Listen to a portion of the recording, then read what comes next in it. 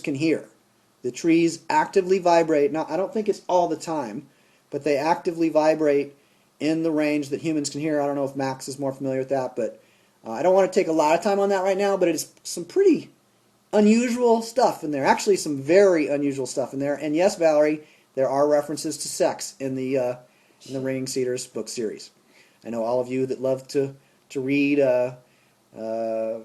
It's actually a fascinating book. It definitely challenged my skepticism in terms of accepting it as a historically accurate narrative.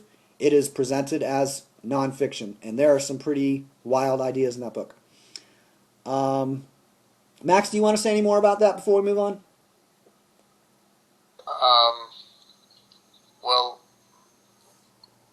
any type of I'm when I'm looking at trees, in Taoism, they have like different type of trees treat different type of health conditions and mental illnesses and stuff.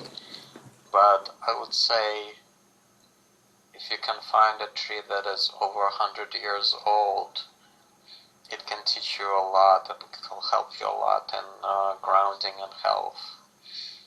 And I have a friend from my Taoist days when we used to, meditate 5 hours a day and do all kind of crazy practices. I'm not gonna go into, but he used to go every day to the Central Park in New York, and he would do meditation with a tree where he would hold a tree and meditate 1 hour a day in the evening.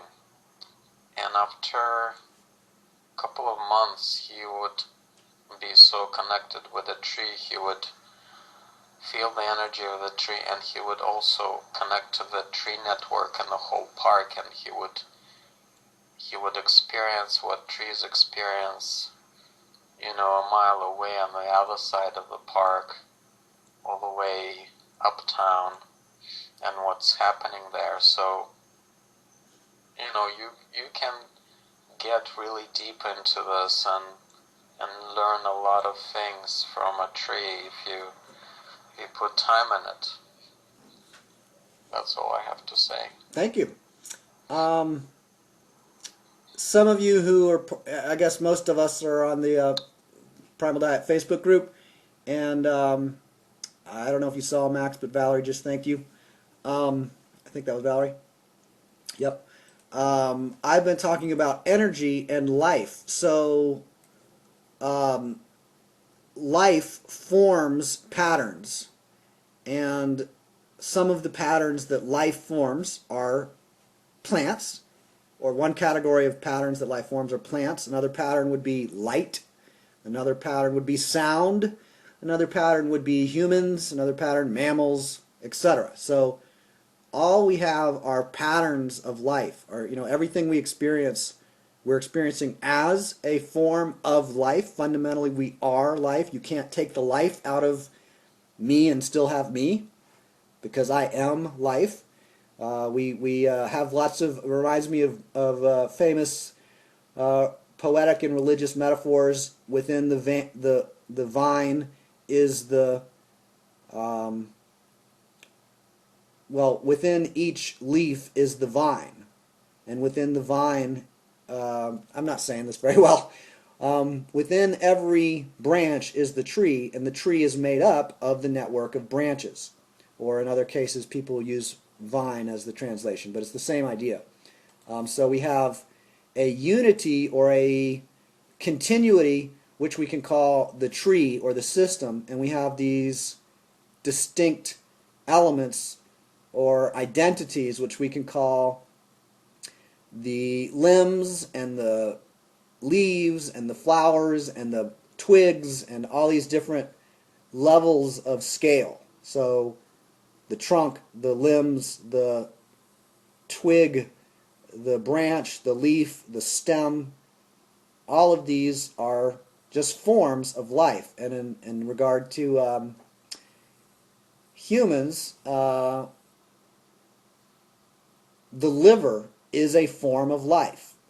the heart is a form of life. All that we've got is different forms of life. This may seem a little bit odd or a little bit obvious to make reference to, but it is also important to note that the idea that matter is fundamental and that there's a set amount of each different element, like carbon and nitrogen, that is a popular idea, and it is conclusively false. We absolutely know there is not a set number of elements that and matter are fundamental. We know as of the early 20th century that there's such a thing as nuclear explosions where a carbon atom or an element of carbon can change, so to speak, into an element of nitrogen. And actually, what would be a more accurate way of saying it is the form of energy of carbon takes on some additional energy in the form of a proton and a neutron and so on, and that chain, then we call that new combination or new compound of energy nitrogen. Nothing actually has been destroyed, of course. It's just we have a new form of energy, or we could even say, this is a little bit of an odd thing to say, but a new form of life, or a new form, just a new form. So a new form that we can identify, that we can label. So when we're looking at how do things fit together, what is the order of things, that's a very different approach than what's familiar to me and what is reassuring. And it's not that there's anything wrong with reassurance or familiarity. However,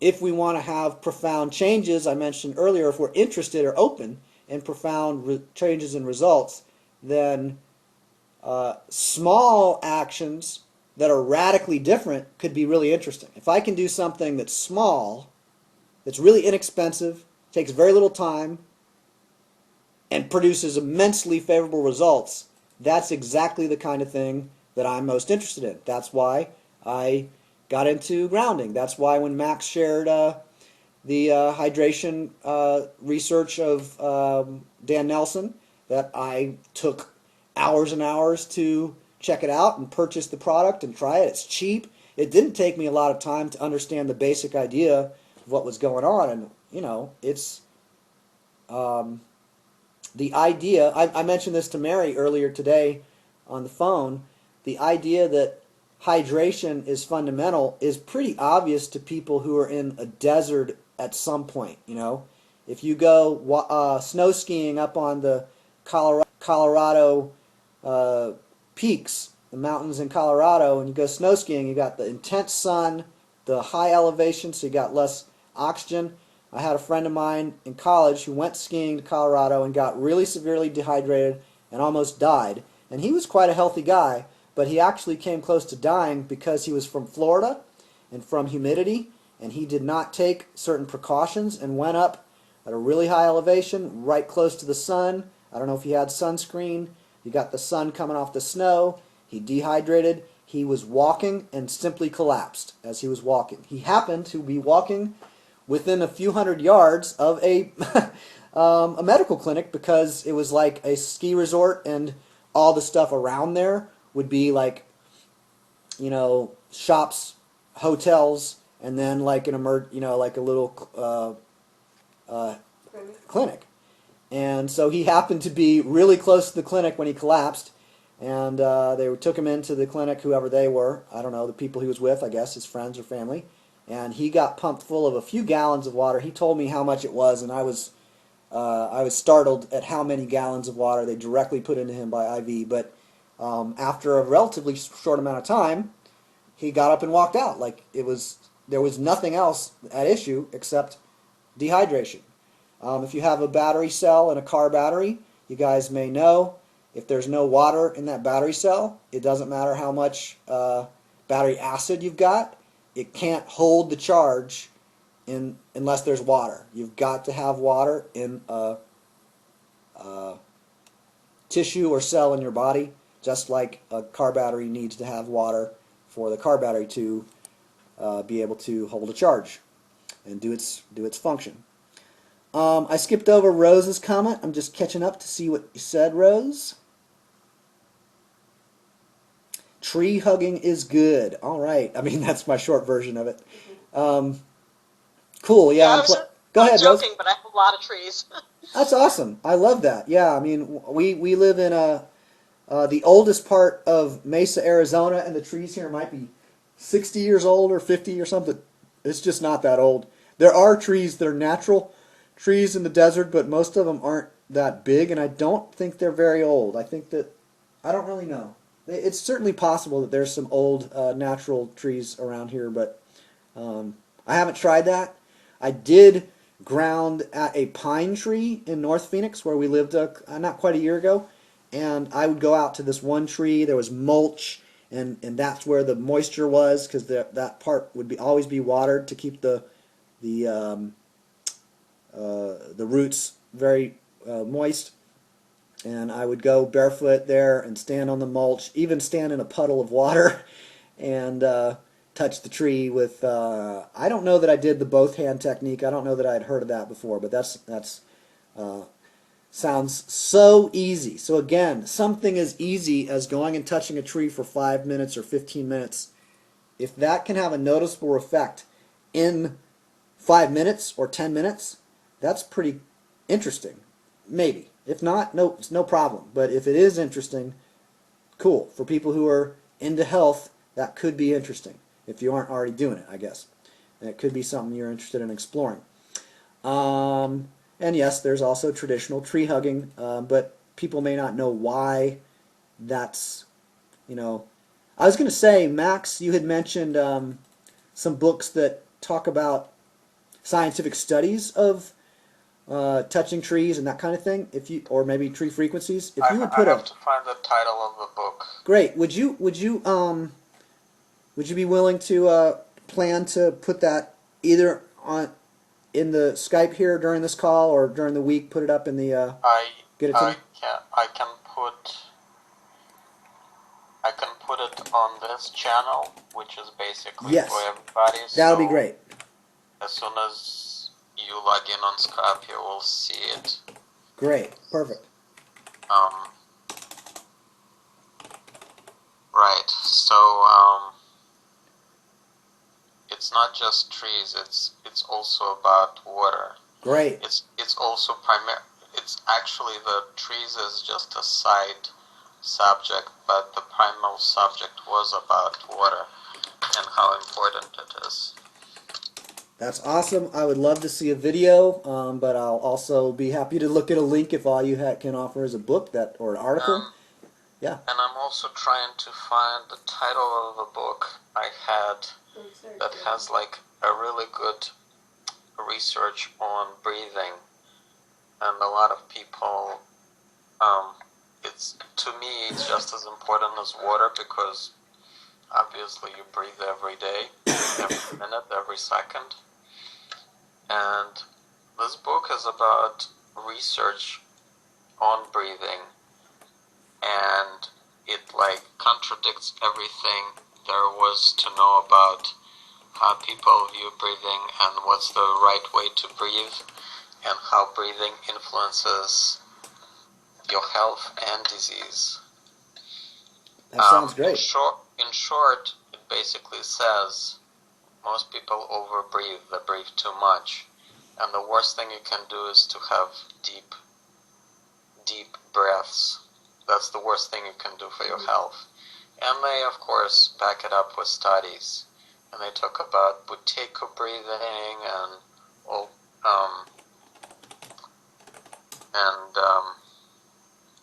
well, basically everything they say they back up by studies. Very good. My wife. Go ahead, Max.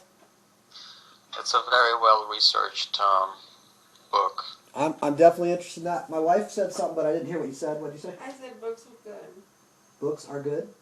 Because you're asking for a video, so can I read? So. Oh, she's just saying if you can find a link to a book, she prefers that over a video because, that's where she's coming from. No, it is a book. It's Great. a PDF file. Okay. Yeah, I don't have a video on it. Maybe they made it, but I bought that book about 15 years ago. It just blew my mind. That's awesome. Valerie asked you to say more, I guess, about deep breathing, Max, or Well, it's why not it's bad. just deep breathing. A lot of people have deep breathing, but it's a very, very high intensity. There should be a. They talk about the balance of carbon dioxide and oxygen, and in my understanding, there should be a balance. Most people have disbalance of those two elements, and when it happens, you'll have all kind of health issues. That's all I can say for now. Were you saying that if the book was saying that deep breathing was not good? I wasn't. Right. Correct. Like yogic kind of breathing, or just. Well, yogic breathing is a little different because they have very slow breathing, very controlled and deep, but it's slow. It's not like when you have an asthma attack, for example, they give you a bag to breathe in because people basically hyperventilate and it makes the whole thing worse. So they gave them a bag to breathe in, which basically you saturate your lung. You have less and less oxygen, but more and more carbon dioxide, and kind of balances it out. That's what I'm talking about. It's not deep breathing in general. It's deep breathing that is pretty much kind of intensive form of breathing. You breathe. It's not a slow breathing, deep breathing, not the gentle deep breathing like you have in meditation. It could be, but deep breathing where you basically hyperventilate in an intense way. All right, I want to take a look at that when Max can provide the link, and maybe we'll ask him more questions next week. Also, I just noticed that Daniel just joined us, so welcome, Daniel. We plan to conclude within an hour, so 53 minutes from now is our planned conclusion. So, Daniel, we were just talking about touching trees and ground breathing, and basically a couple links that Max is going to provide to us over the next few days, hopefully, and we can look at before next session. But we also were talking about just our interests and priorities. And Daniel, do you want to comment on a couple interests or priorities in your life right now?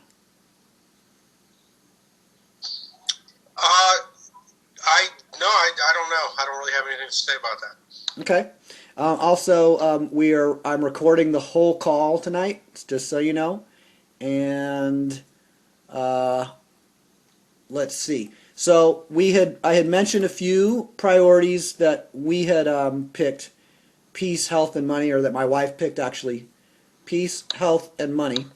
And I was talking about how the focus that we have, or the priority or interest that we have, wherever it comes from, isn't the issue. Just if I have a specific priority, then I may use that to bias or filter my attention, what I notice, TV shows that I watch, books that I read, college courses that I take. Those are really obvious things.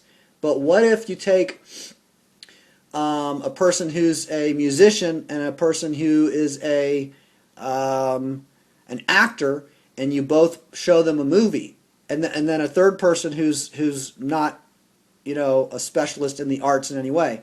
Well, of course, the actor is going to relate to the acting.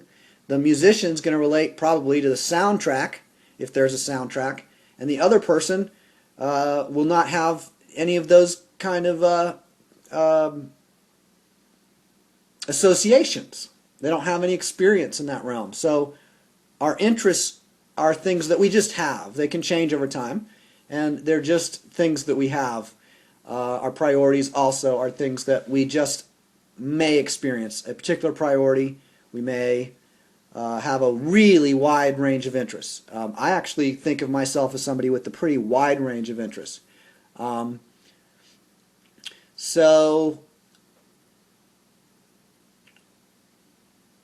if I have an interest and I hear a conversation, then I'm going to pick up on certain details. I'm going to be curious about certain elements, certain issues. By peace, just to clarify, Vanessa, you meant like calm and inner peace.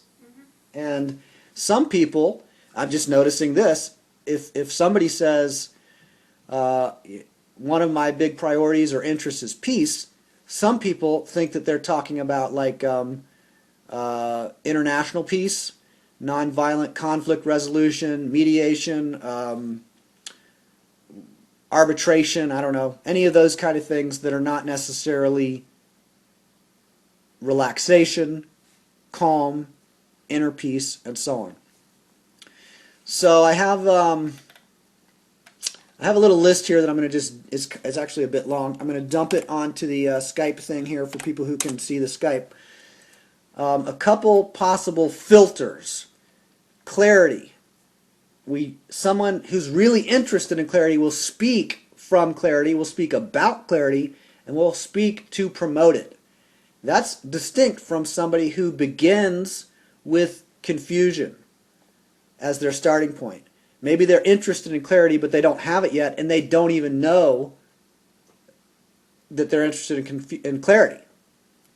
Can you see how that's possible? If somebody's confused or disoriented, they might not even know, I'm interested in clarity. I'm interested in health. Oh, when Valerie said that she was interested in wealth, I was like, absolutely. Or I was like, no, cars. I'm interested in cars. That's really cool. Or I'm interested in Ford or whatever, that particular type of car. So somebody can have an experience of confusion, but then suddenly they go, oh no, I'm interested in that. Or I'm not interested in that. I used to be interested in that, but I'm over that. I was interested in the Teenage Mutant Ninja Turtles when I was 7, but I'm now 42, and you know what? I'm just not as interested anymore, I find. I'm more interested in Once Upon a Time. That's one of my wife's favorite shows. I have watched it, but I don't know much about it, frankly. But I'm probably more interested in that and would enjoy it more than Teenage Mutant Ninja Turtles. Not that I actually care to find out. Anyway, so in experience of confusion, I can speak from, what do you call it? I'm trying to explain confusion, right? I was trying to give a demonstration there. I can be confused about what I'm even trying to communicate. And I can even speak in a way that produces confusion. And actually, Daniel's probably the person who's most aware of this. I occasionally, my wife too, I occasionally will playfully speak in a way, or write, even frequently, I will use playful sequences of words to generate modest amounts of confusion. And sometimes doing that actually sets up a dramatic contrast, or a really obvious contrast, where something can be self-evident because I said something so ridiculous and, unintelligible that it just sets up a contrast. Daniel, do you care to comment on that? I don't expect you to, just do you care to? Okay. All right. No, I'm sorry, JR. No, I don't have anything to say about that. Okay. So one of the things is when I am interacting with people and I get the idea, or I perceive that they might be confused about how is pH related to voltage, I might be interested in clarifying that for them. I might just notice they seem to be kind of confused about what pH and voltage is. Let me use another example in case you aren't familiar with that one, because otherwise that would be really weird. If somebody says 32 degrees is where water freezes and somebody else says no, 0 degrees is where water freezes, then I know they're talking about Celsius and Fahrenheit. Those people might not know that there are two different scales for temperature that both use the term degrees. But if I notice people that are confusing one thing for another, or clearly are confused about some issue, I can interact with them in order to promote clarity, and one of the ways to do that is to give a metaphor. I do this all the time with Daniel and other people, but I don't think of anyone to state right this second. But if you want to, how do you stop facing east? I recently wrote to Daniel, or something like that. How do you stop facing east? You're facing east. How do you stop facing east? How do you do it? What method do you use to do it? So the idea of asking how do you stop facing east is to, well, what's the idea? Daniel or anybody else? Why would I say, someone please tell me, how do you stop facing east? Because maybe you're agonizing about facing east, I guess. And keep going. And yeah. And why am I talking about how to stop doing it? For peace, for peace purposes, maybe. Okay. I don't know. So I want to point out the simplicity of some issue. So, how, what's one way to stop facing east? You could turn towards the south. There you go. How do you do that, though? How do you turn towards the south? I don't know. It's pretty simple, right? Yeah. You figure out which direction is south, and then face that direction. That's how you stop facing east, is you figure out some other direction and face any direction that's not east. That's it. So it may seem like a confusing question. The reason that I have said things like that, and on the Primal Diet group I'll say things about, paranoia, or in any case I'll say things about argumentativeness or antagonism or idealism. You guys who know have seen me say a lot of things that are unusual sequences of words. Sometimes it's weird what I say, and then a paragraph later or 2 paragraphs later or whatever, you get the point, and you get, oh my gosh, that's really simple. And I read a thing about Daniel. Did you read the one about furniture, couches, and chairs? Do you know the reference I'm making? Yeah, I did read that one. Yes. Okay. So what I just said, nobody else, unless you read that piece I wrote, knows what I'm talking about. But briefly, I was talking about people who were confusing different linguistic categories. So somebody said couch, and what type of furniture are you laying on right now, Vanessa? Couch. She's laying on a couch. So the kind of furniture that she's laying on is something that I can refer to, and I can talk about it, and I can talk about the type of furniture, and then I can talk about the type of furniture that that you store things in. And I could say, oh, there's types of furniture that you store things in. And somebody else could say to me, wait a minute, how can you store something in a couch? Are you talking about you pick up the cushions and you put some potato chips under the cushions and some pens and some little dimes that Valerie's son used to melt the, what was that, the power outlet in a couple decades ago? How can you store stuff in a couch? Well, obviously, I'm saying kind of confusing, silly things here.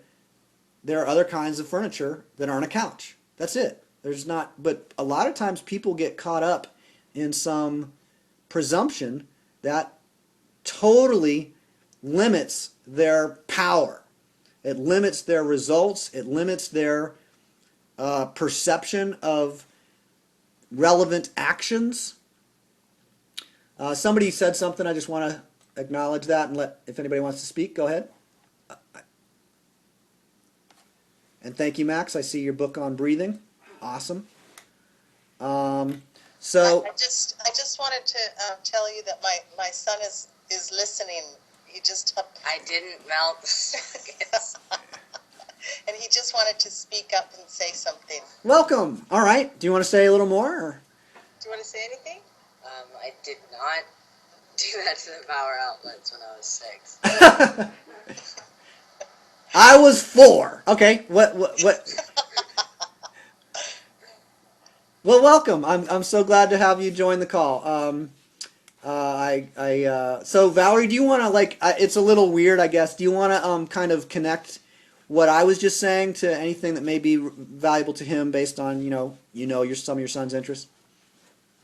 Yeah, I was following some of it, but I got a little bit distracted by some other things that were happening in my immediate environment. But you were talking about. I think you were talking about focus, the general issue of focus. East and west. Oh yeah, my son. Okay, about turning about. Oh, okay, yes. If you have thank you, Jared and Kevin. If you have preconceived ideas about something that keep you set in a certain kind of focus, like you think that the world is round or the world is flat, and you can't see beyond that. Yeah. And then something happens, and then you're able to understand that the world is round. It's quite an eye-opening experience. Okay. Yeah. For me, honestly, I think that I grew up in Florida, so the world is flat and it's really obvious. And people who don't know that are probably not from Florida. But if you think about a pilot, no pilots ever have any issue with being confused about whether the Earth's flat or not. They're aware that there's curvature. So from one perspective, if I have a two-dimensional map, like a street map, I can lay that out and say, look, it's flat. Look, this is flat except for right there. That's where the river is. It goes down and dips into the river. It goes down to be 8 feet deep or 20 feet deep or whatever. But in general, this is all flat. The Earth's flat. And that's useful. That's close enough. And it's interesting because some of the stuff that I talk about as far as like matter not being fundamental and energy being fundamental and matter just being one form of energy, to me, that's a way more interesting issue than whether the Earth's flat or round or a globe, etc.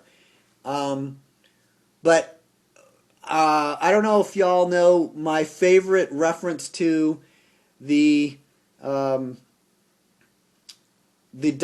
is besides cancer, what is the diagnostic label that I make fun of the most? Anybody who knows, feel free to say.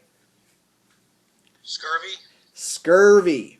So how do you remove scurvy from an organism? Valerie, you were talking about like good answers and good questions or something like that. Consider the question, how do you remove scurvy from an organism? Vitamin C. Well, that's a very useful answer that Max gave, but the actual, other issue is there is no scurvy in the organism to remove. But people can have tremendous paranoia about how do I remove the cancer from the organism? How do I remove the alkalinosis or the acidosis from the organism? How do I remove the high blood pressure from the organism? All you got to do is remove all the blood. There you go. So the idea that these effects like scurvy are demons that are alive that come into a mammal and possess the mammal, and now we have to attack the scurvy. You can spend billions of dollars and centuries researching how to cure scurvy and how to remove scurvy and how to counter the symptoms of scurvy. Or you can spend, how much is it for I was looking for somebody who lives in an area where citrus grows. But around here, there, like, I walked to my mailbox today, and somebody will leave, like, you know, a box of like dozens of grapefruit just sitting there because there's so much grapefruit where I live. It's on the trees. People just will stick, you know, grapefruit out at the box because there's so much grapefruit.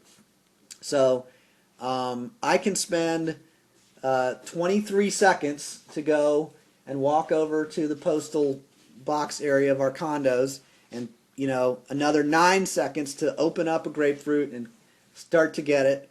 Or I can spend 40 years and $69 million researching how to remove scurvy.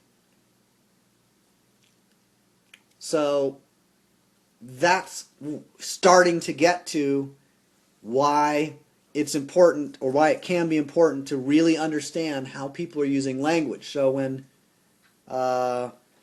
most people are talking about diagnostic labels, they're talking about them as causes. That's how I talked about them most of my life, is anemia causes iron levels to be low. But anemia is just a label for iron levels being low. Myopia causes nearsightedness. No, myopia is another word for nearsightedness. What's some others? Anybody have another example? This is not important, but throw something out if you got it. You had the baldness. Baldness causes my hair loss because I've got baldness and it's causing my hair loss. No, baldness is another word for hair loss. Diabetes mellitus. It's, what is that, Latin? Diabetes mellitus means your urine is sweet. Like honey flavored urine is what diabetes mellitus means. And we don't usually know the term mellitus, but people now cut it short and say diabetes, type 2 diabetes, type 1 diabetes, whatever. So my diabetes is causing me to eat a lot of carbohydrates, which are raising my blood sugar levels, or something like that. So my diabetes is causing my hyperglycemia. Or is diabetes another label for the effect that can also be labeled hyperglycemia or high blood sugar levels? And it's definitely reasonable to talk about how do we remove scurvy and how do we remove diabetes. It's not unreasonable. It can be useful. It's fine if people use that terminology, and it's fine if you live in Florida and you're 4 years old and you talk about most of the earth is flat, but that right there is a hill, and clearly it's not flat, and I do not want to ride my tricycle up that hill because that is a steep hill, and I don't think that's going to work. I want to ride on a flat area. That's scary. You want me to ride up a hill? No. You want me to ride down a hill? No. I need a tricycle appropriate level surface to ride on. Don't give me hills. I don't want hills. I don't want cliffs. I don't want mountains. I don't want canyons. I want pavement. Take me to the shopping mall. I'm going to learn how to drive on a Sunday with a huge, big, flat pavement area, right? So, we're talking about clarity and confusion. I'm back to my list that I put up a little while ago. Simplicity is another way that people can focus their words and focus their attention. Keep it simple. Silly. Complexity is also a way that people can focus their attention. If I want to end a conversation with a 7-year-old, I can reliably end most conversations with a 7-year-old by using big words and long sentences, and they are back to watching Teenage Mutant Ninja Turtles.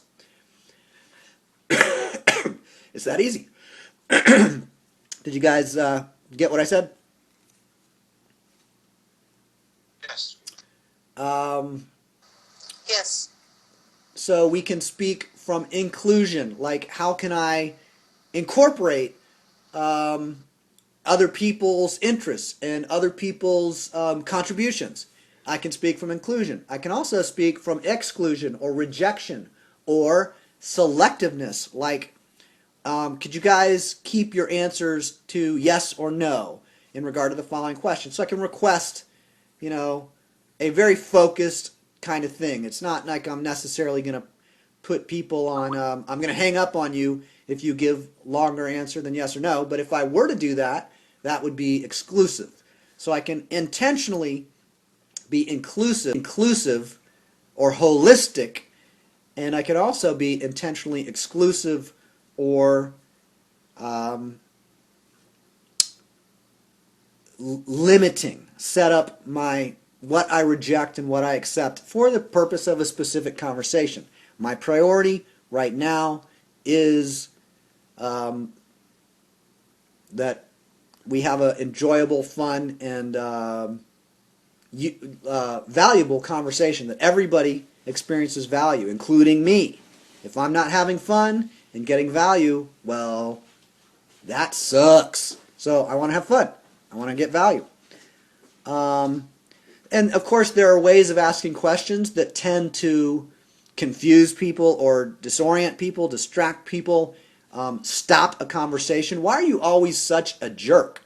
That isn't necessarily the kind of question that promotes calmness and communication and intimacy and affinity and gratitude and all that stuff. That tends to promote defensiveness. And even, are you always such a jerk?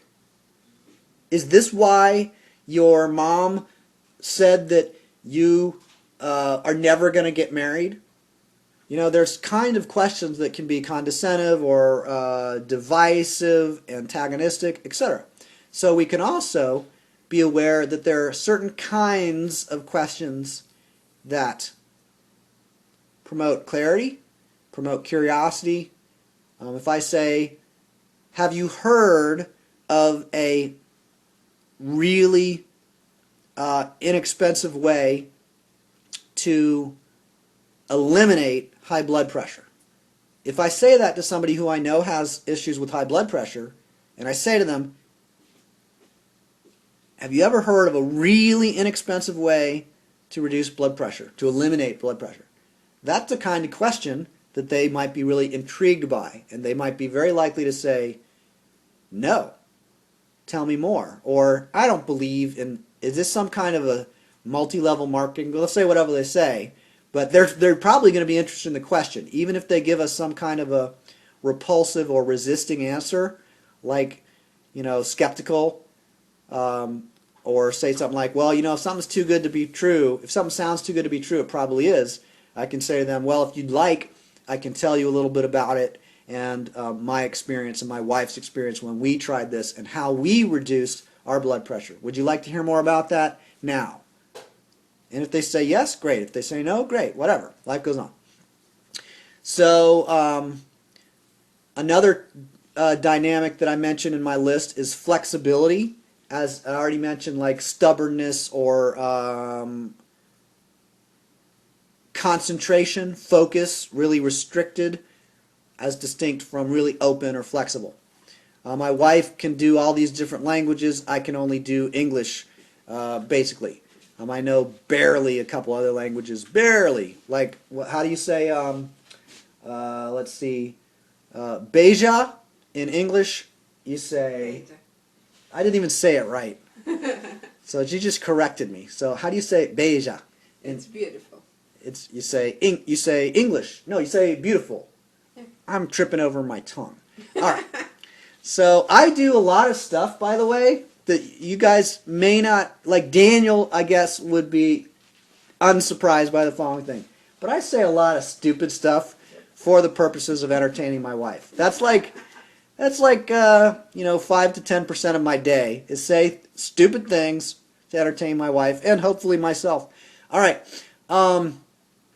So flexibility, creativity, familiarity. I mentioned in passing that familiarity is something that can be really valuable to people at certain times. If they're experiencing a lot of disorientation and stress or distress, then I can be really attentive to the value of what's familiar to them.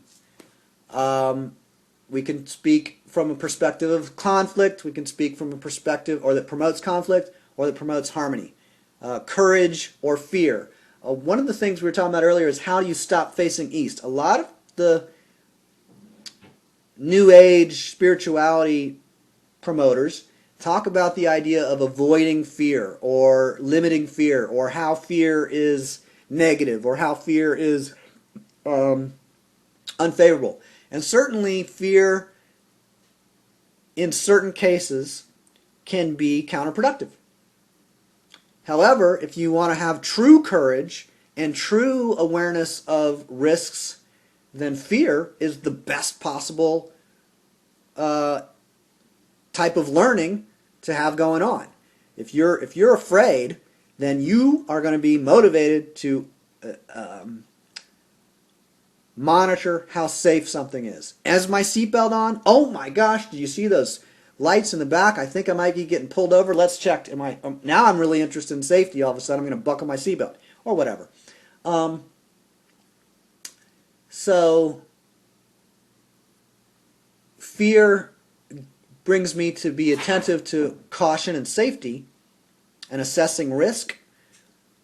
But fear also is the only way to have access to courage. If I'm not afraid, courage is irrelevant and never arises. The only way to experience courage is through the pathway or doorway or whatever of fear. And it can be anxiety, it can be hesitation, it can, any variety of forms of fear are fine. Worry. So I like to note that fear in the learning process is really a great interruption. If you can make someone really afraid of, let's say I'm doing a consultation with somebody about health. Well, today I was talking to Carl. Let's see if I can pull that example. It's a real life example. So we were talking about what if you don't take certain new actions. And the new actions that he identified was like to spend an hour a day with his kids. Every single day, an hour a day with his kids. And here's a little more to it, but that's the short version for now. So he made that commitment. He said, today I did it, and I want to do it every day from here on, except when I'm out of town and stuff like that. So, or they're out of town, whatever. So, ultimately, he put a little calendar alarm thing in his phone, a little notification thing that will, make his little cell phone give him an alarm every day at 10 a.m. And I strongly encouraged him to do that. Before I strongly encouraged him to do that, and he did it like I said, I talked to him or asked him about what difference would it make if you didn't do that. What if you never spent an hour with your kids ever again in a everyday setting or any setting? Just what if you never saw your kids? I didn't say it this extreme, but what if you never saw your kids again?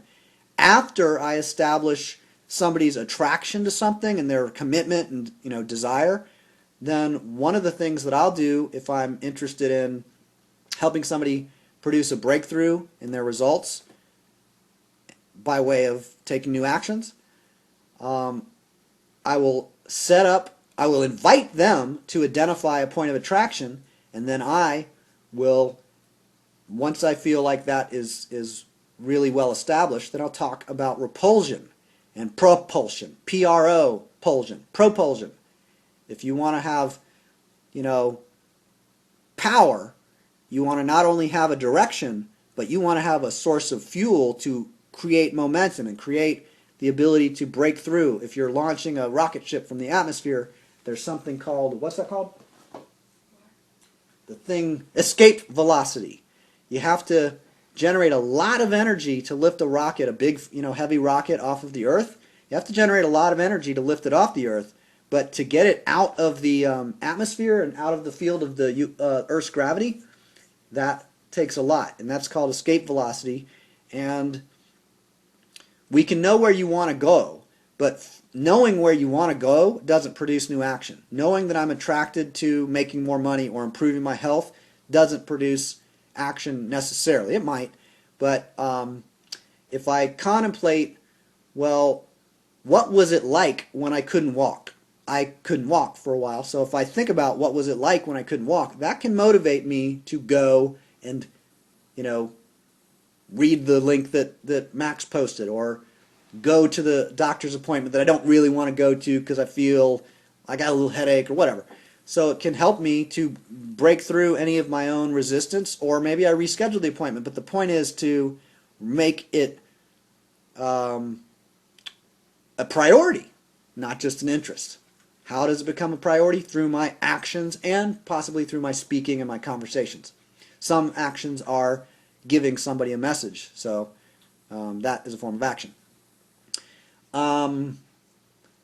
So I can also talk to 5 people who no longer have the ability to walk, or read a book about somebody who lost the ability to walk. Could that motivate me to go to my physical therapy sessions, or to come to the phone call at 6:15 Eastern Time, or what is it, Pacific Time? You know, that can motivate people to actually focus on what? The negative. So I don't know how many people are familiar with Anthony Robbins or Tony Robbins, but he actually has, I just thought of this now, I wasn't planning to make this reference, but he has a couple of segments relating to the power of negativity. And it generates repulsion, strong repulsion. If there are major consequences that are important to a child, and they are faced directly with, you will not go to your, there's your friend's carpool right there. Mom, your friend's mom is there, and they're in the back seat. And if you do not put your shoes on, I'm not letting you go. You cannot go in socks or in bare feet. And I say to the other mom, start backing your car up. Oh, all of a sudden, the shoes are on. Look at how fast that happened, right? Rose, feel free to comment. I don't know if you want to elaborate that or if it was just a quick note. I first heard about Anthony Robbins in the early 90s.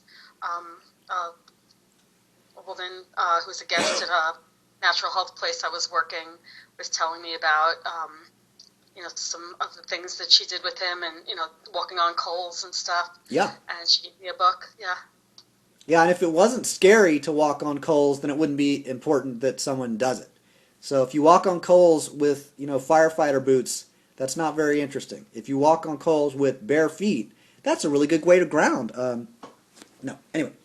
So, thank you, Rose. And I was talking about courage, and I took a big, tangent to talk about courage and the importance of the motivating power of the negative, or of fear, or of terror, or of grief.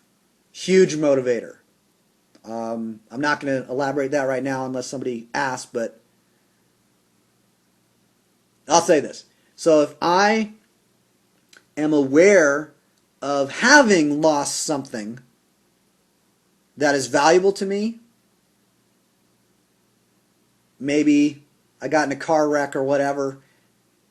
After you have a car wreck, don't you, if you have a near miss or whatever, if you're a driver, after you almost get in a wreck or actually get in a wreck, don't you drive differently for at least the next few days, if you drive at all? Don't you drive way safer?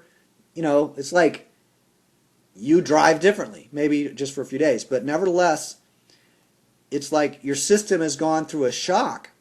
And grief is actually related to that. Grief is like a form of shock. Grief, I'm not going to say a lot about it right now, but all the different emotions are powerful for motivating, momentuming, and motivating, and momentuming. And motion is part of the word emotion. I just obviously stumbled over my words, but emotion means power.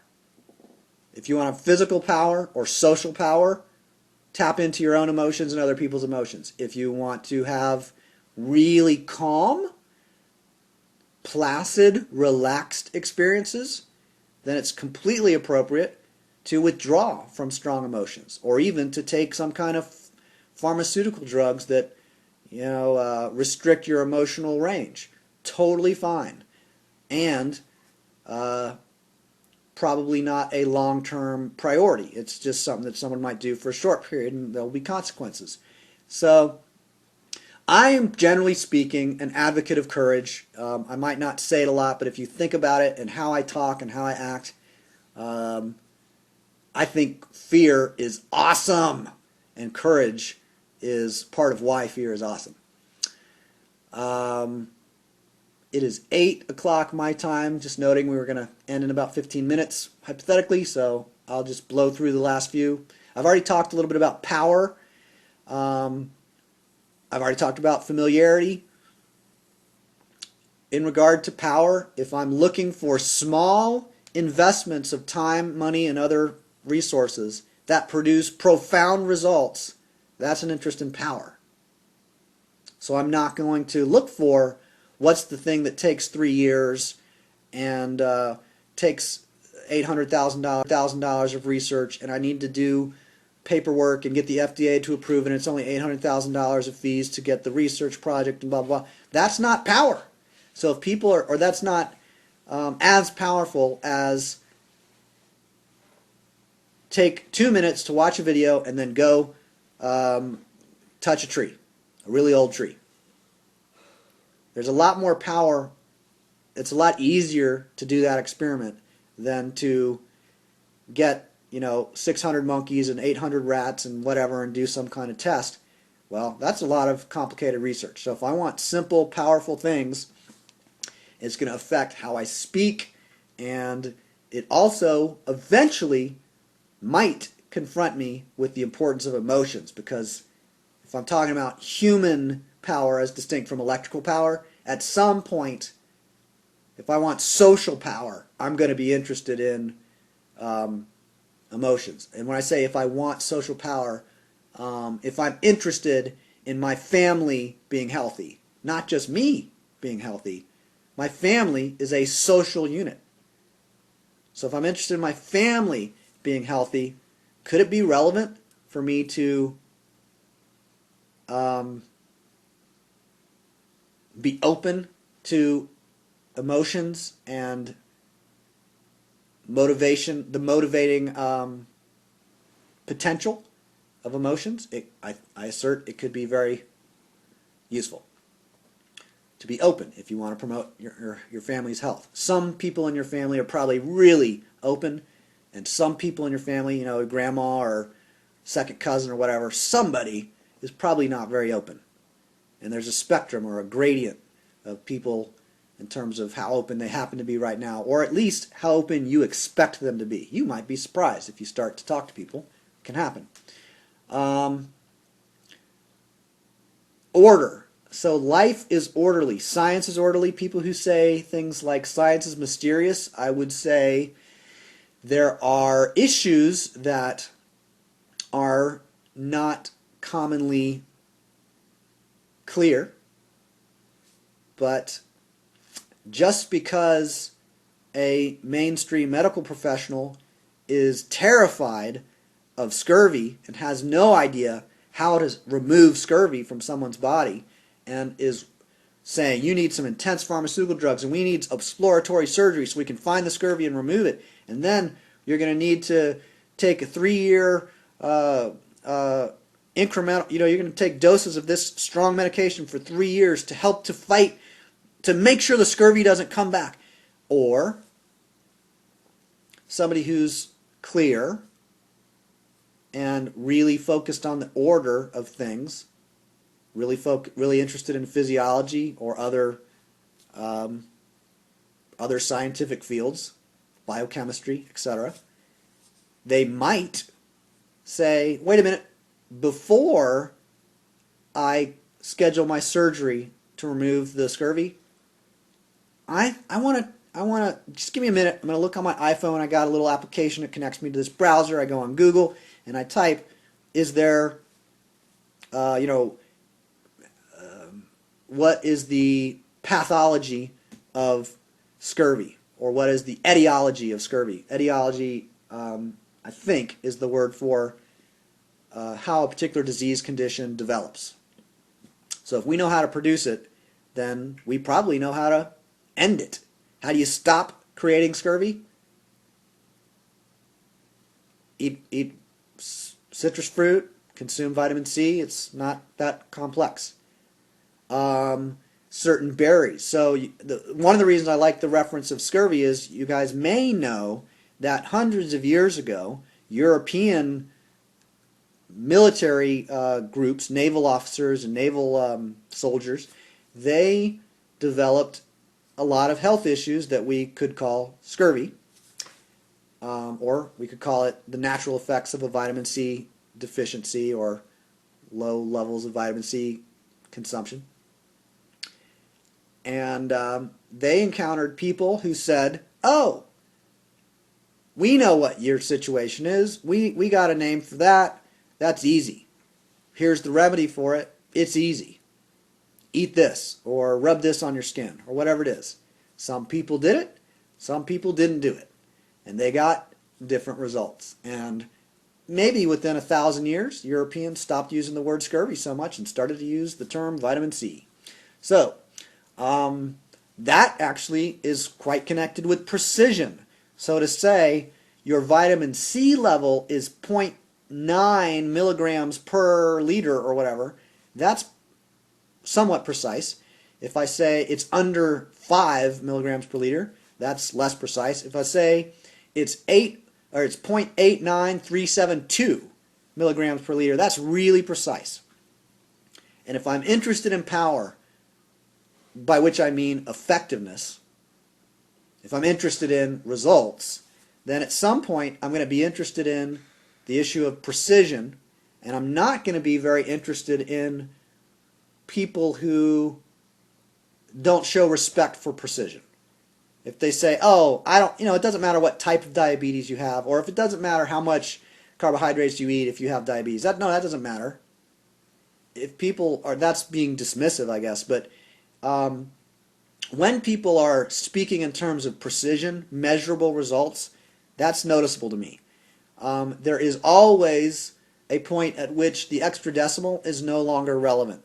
So I'm not just interested in more precision, I'm interested in a appropriate amount of precision. So if 0.9 milligrams per liter is as much as I need to know, then I don't want to know that it's 0.887325472193098. I don't care. 0.9, close enough. Round it up. All right. So it's 8 minutes till our scheduled conclusion. I have like 4 paragraphs left. So I want to give the opportunity for people to make a quick comment.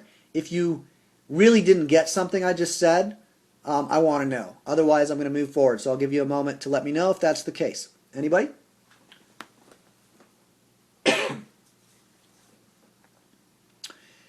So I will go ahead and copy and paste 2 paragraphs. There's 4 paragraphs total left. I'm just going to paste this in. You can read along if you'd like. So people are programmed to organize their perceptions through certain filters or conceptual frameworks. We could say paradigms, we could say worldviews, perspectives, all that stuff. People learn to organize their perceptions through certain frameworks. And we program each other. We learn from cultures. I'll get to that in a second. Our genetics focus our attention and our sensitivity on certain ranges of frequency. We don't necessarily have an innate ability to be able to feel what the trees a quarter mile away are feeling. But we can hear sound from a quarter mile away. I can see light from 69 million light years away. I'm really tuned in as a human with the capacity of sight and vision. I'm tuned in to the spectrum of visible light. That's a frequency range. I'm tuned into a certain range of sound frequencies. Maybe 20 millihertz up to 20,000 millihertz or 12,000 millihertz or something like that. Hertz. I'm saying the wrong thing, but hertz. So what is that? Cycles per second. so excited. All right. So if I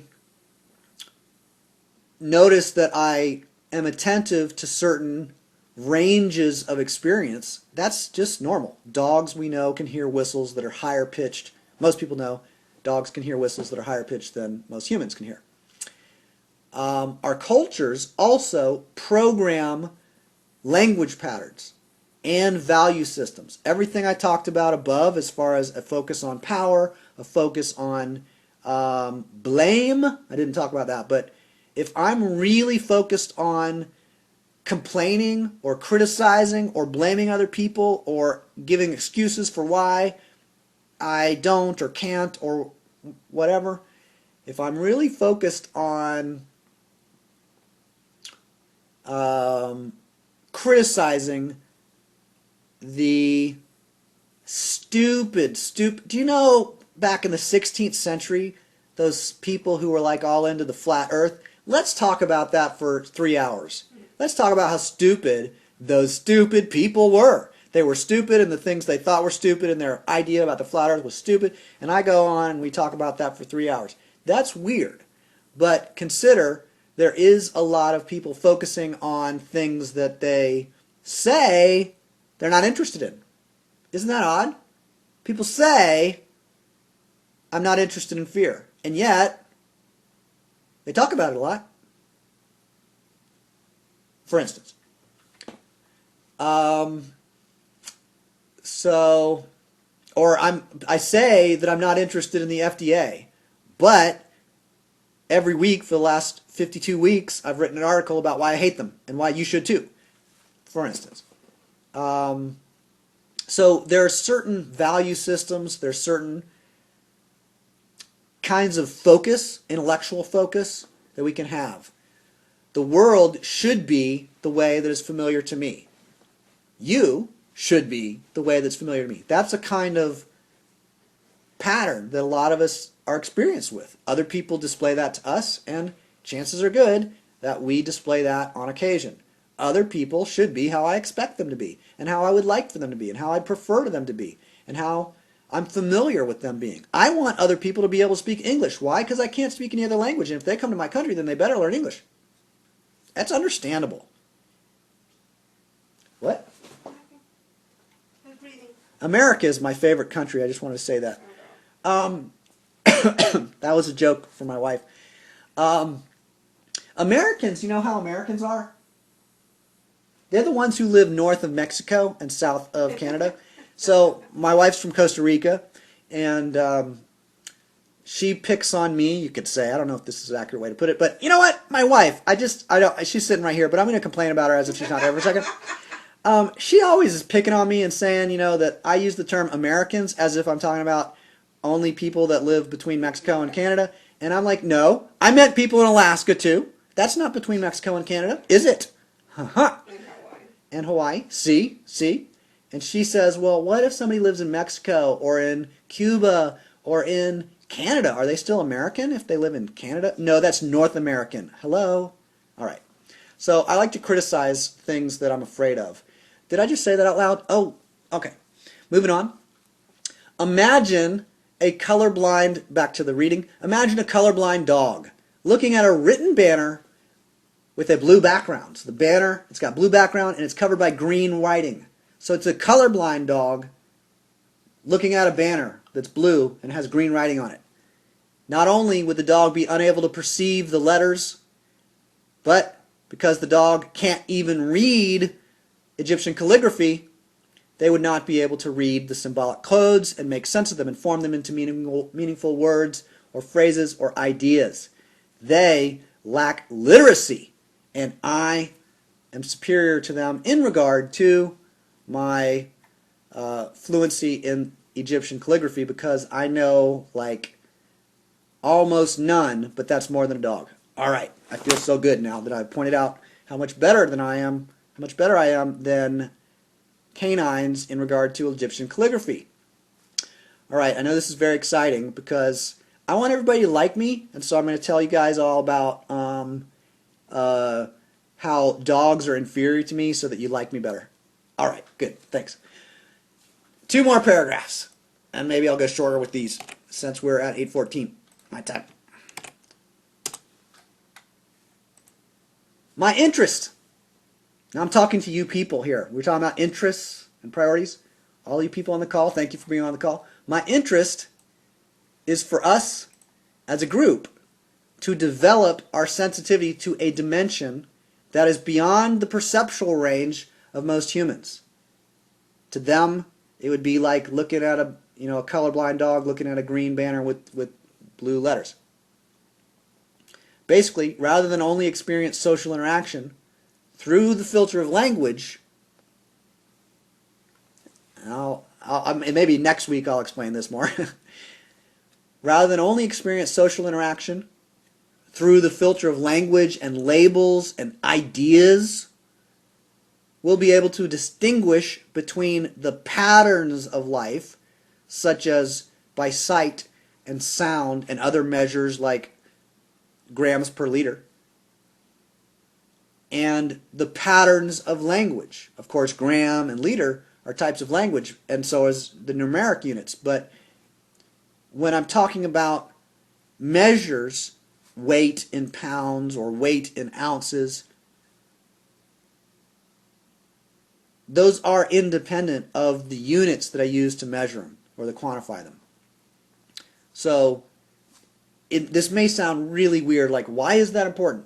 But maybe you already are, based on us talking about a focus on order, a focus on antagonism, and a focus on blame, and a focus on responsibility, and all these different ways that people can focus. Focus on inclusiveness, a focus on controversy and conflict. If we're mindful of language as distinct from all the other patterns of life, we can be mindful of life and mindful of the part of life called language, and we can have power or effectiveness that most people do not know they're missing.